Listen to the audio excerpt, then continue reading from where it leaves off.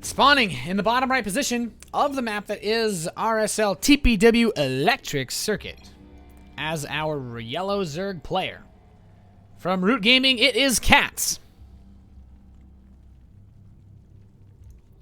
And spawning in the top right position as the red Protoss player coming in from Team Roxas, it is Titan.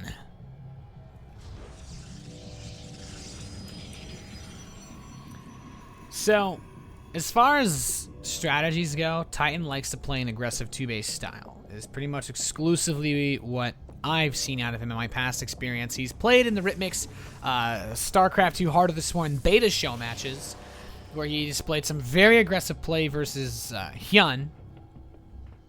And in the last season of RSL, I believe he went for some interesting PVT timings. Very aggressive. He went for 6-gate play, actually. So 2-base gateway is kind of what he likes, and I feel that this will also translate into his PvZ. This could end up being a bit difficult for CatZ, though, because Titan does like to go for the Nexus first play. This map is interesting in that... Yeah, this map is actually really weird. Wow, let's just examine this map for a bit. There's a very small choke leading to what would be a natural expansion, but there's also a ramp leading up into a pocket base blocked off by rocks. So this is a very interesting map. Now, CatZ is going to go out and do a drone scout. He wants to know where his opponent is. This Overlord will spot the pylon, though. So CatZ, I think once he recognizes that this is going to be a Nexus first play from Titan, and the cool thing is CatZ has to go very far to actually spot this. We're probably going to see him go for his signature mega hatch before pool, which CatZ basically does every ZvP where his opponent goes for something like a Nexus first. CatZ loves to just go straight 3 hatch before pool, and I don't just mean he has 3 hatcheries, I mean he builds 3 hatcheries. And this is a pretty interesting style. I don't know if he'll do it based on the map. The 4th base is really, really out there, but he actually doesn't build the hatchery at the 4th base, I guess is probably something else that I should tell you. He usually builds it in a forward position for spreading creep, and it also obviously acts as a very early macro hatch just for building drones. Now, Titan is going to be able to scout out with his probe what's going on here. CatZ, he's not yet started that spawning pool.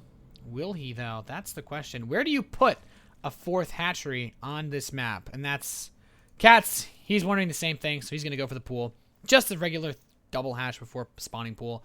Not a bad response knowing that your opponent has this Nexus first. And this is what Titan likes. But we already see him with the double assimilator in his main base. Only 2 probes per gas. Why? Well, now he's able to maintain his saturation. In fact, he's only building probes to go into these. He's maintained the 16 probes mining here a lot faster and a lot longer than you would typically see if he immediately saturated both assimilators. This is going to allow him that extra bit of mineral income to perhaps build up those forces. But the Zealot is about to pop. We'll be able to cover this base nice and easy. And with the cybernetics core finishing up, I'm a little bit curious as to what Titan wants to do. A big part of his play is going to be revealed by whether or not he takes these gases in his natural. If he doesn't take any gas, it's very likely going to be a gateway timing.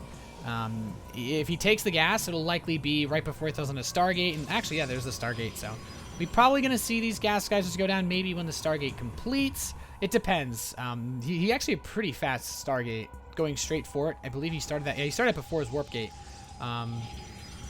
Before his warp gate and before he actually got a stalk or anything. He actually canceled the Zealot to build that faster. So, pretty interesting play from Titan. He wants this as quickly as he can. He's going to get a Stargate a Forge as well. And, I mean, he could go for something like a fast +1 attack. I'm actually really interested to see what his plans are. Right now, CatZ, he's just droning up. He's literally just building drones. Titan, though, he does get the Zealot over towards the 3rd base. He's trying to put some pressure on this map. It's actually really hard to see the red dot. This is a huge map. Seeing the small units move is actually quite hard. He does get a drone kill, another kill.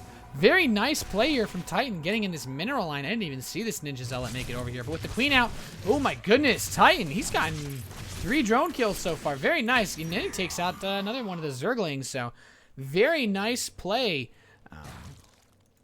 Very nice play from Titan. That's actually a really big score as far as slowing his opponent down. And Titan is going to go straight for that +1 attack and Chrono Boost out the Phoenix. And what the Phoenix are going to do is basically give him map control. This is a huge map. So preventing the scouting is going to be incredibly important because the more space, of course, between him and his opponent, means more opportunities there are for the opponent to scout him out, to be able to see him coming across the field. Now, let's see what else we have going on here. CatZ taking the gas, pretty standard. Based on how greedily he has opened up, going for the 4 gas geysers at once is not a bad play. It's going to allow him to explode in income, but he's actually not mining off the ones in this. I don't know if you could call his natural his third. I guess it's his natural just yet. So the pocket base is quite safe, and I'm a little curious that he hasn't saturated the pocket base. He's preferred to put more drones on this natural. As I say that, it's now even because he started the gas mining. But he's going to put a spore. I like this. CatZ putting 2 spores per base. This is a very much like a player like Hyun would do. These overlords are getting taken down, but once you have 4 Phoenix, you can actually kill a queen with 1 lift. And the 2 queens here are actually going to be able to do quite a bit. The thing is, with these only 3 Phoenix, he might lose one of them. Yeah, he's going to have to retreat for now, so almost losing one of those Phoenix. That would actually be disastrous. But the queens for CatZ, they are staying on top of their game. We have a Twilight Council coming in as well as the lair. Ooh, this queen does get picked up a second time. It will die a horrible, painful death. No Phoenix shall die on this day either. And here's a big attack coming in from Titan, utilizing his Warp Gate technology. He does have +1 attack. Zerglings are going to have a hard time stopping this. This is kind of what we predicted here as he got that +1 with the Stargate. And Titan, well, he's going for a lot of aggression. It looks to be about 5, actually still just 4 Warp Gates. Wow. You know, Titan hasn't done anything unusual at all. He's just building a lot of Zealots to go in and attack this base. He's focusing down the hatchery. If he loses this could actually be really big for CatZ. No, he actually would rather fight the Zerglings with the +1 attack. Zealots, they kill Zerglings in 2 attack waves. So they can really chew through a lot of this, and a lot of drones have actually gone down for CatZ. 9 so far total, which is a pretty significant count considering that he's going to lose the queens as well, which means not going to be able to inject. No additional larvae are being spawned in any of these hatcheries. That is really hurting CatZ's production right now, especially since behind this we do have the charge beginning, as well as immortal production for Titan. CatZ, he's going into roaches. This is a fantastic play. Titan has actually killed off almost all of the queens here. Yeah, CatZ doesn't have any queens. His production is so limited, and Titan is getting back into this base. The roaches trying to get on top of the Zealots. He's going to try to focus down the hatchery. I don't think he'll be able to get it. It's going to come down pretty close, but no, still about 100 hit points away. Oh, this last Zealot's going to try to finish it off. Will he be able to get it? 11 hit points left on this hatchery. A very nice save. And these Phoenix also, there's no anti-air at this base. He can just start picking up drones left and right. As far as what CatZ is producing, he's trying to get the queens back out. That hatchery, though, so low on health, it's not going to take many more attacks to kill it off, but there's still a good number of Zerglings, good number of roaches to protect this. The problem now, Titan, he's add on additional gateways. He's now at about 6 gates, actually, I think. Yeah, he has 6 warp gates. He's going to add on 2 more. Going up to 8 gateways. He has charge, though, and +1 armor. So now with the 1/1 to +2 is on the way. Titan, it's going to be really difficult. These queens, CatZ is just losing so much. Titan is getting an incredible amount of harass on our Root Gaming Zerg player. This is absurd. No spore crawlers at this base early on really hurt CatZ. And this hatchery is going to die as soon as one of Titan's units so much as blows on it. And this is such a rough spot to be in. He's not even going to kill any of these Phoenix with the spore crawlers. How much has Titan lost this game? Yeah, significantly less. Those were all Zealots. Just the 16 Zealots he warped in. It's really all he lost.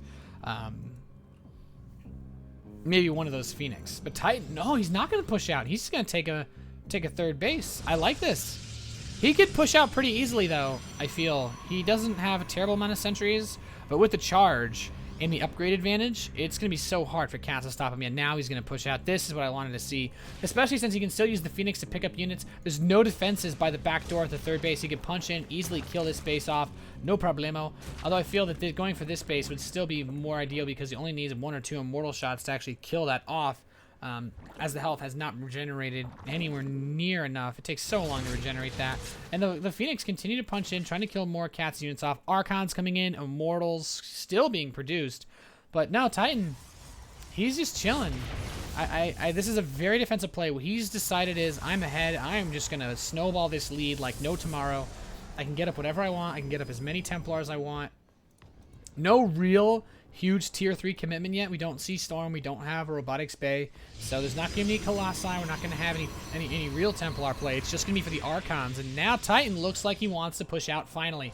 Forward pylon does go down on the right side of the map. There's Zerglings and Hydralisks But CatZ, he doesn't have the muscular augments yet. Those Hydralisks, without the speed upgrade, they cannot engage off of creep because force fields would just completely pinch them apart and shred them. Now we do have this the constructible rocks being taken out, and Titan, he's going to move in towards the third base of CatZ. Will our Root Zerg be able to defend this? There's so many Zealots at +2 attack. This is going to be really rough. The Sentries and Immortals force fielding off a large portion of this army. One of the Archons will fall, but it has so much splash damage. The Phoenix coming in from the flank, lifting up the Hydralisks and helping to DPS down this army. The Zealots get into the mineral line. CatZ going to lose all of these drones, and it looks like GG Titan is going to take the first game in this best-of-3 series for match number 2 of Group E in the Russian Starleague.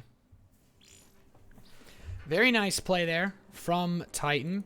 You know, that Zealot aggression just non-stop all game long. Very cool to see our Protoss player go for that. And that paid off in pretty big dividends for him, I have to say. So, good stuff. And